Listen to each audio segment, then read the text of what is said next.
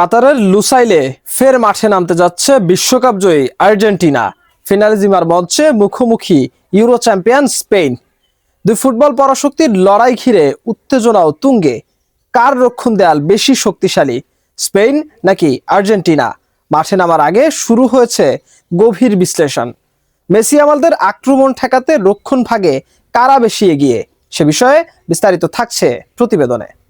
27 March কাতারের Lusail স্টেডিয়ামে মুখোমুখি হচ্ছে ফুটবলের দুই পরাশক্তি স্পেন ও আর্জেন্টিনা। বহুল প্রতীক্ষিত ফিনালিজিমার এই লড়াইয়ের আগে আলোচনার কেন্দ্রে দুই দলের রক্ষণ ভাগ।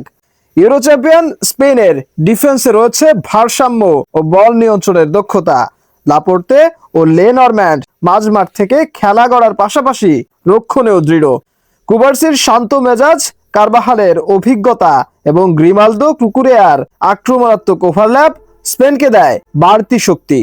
হাইলাইন ও পজিশনাল ফুটবলে তারা কৌশলগতভাবে কিছুটা এগিয়ে।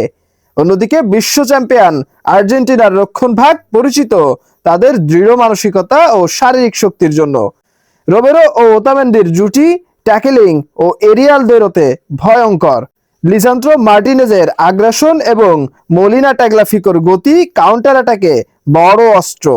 আর গোলপোস্টে এমিলিয়ানো মার্টিনেজ চাপের ম্যাচে নির্ভরতার নাম। কৌশলে স্পেন কিছুটা এগিয়ে হলেও বড় ম্যাচের মানসিকতা, দৃঢ় ও গোল না খাওয়ার জেদে আর্জেন্টিনাকে সামান্য এগিয়ে রাখাই যায়।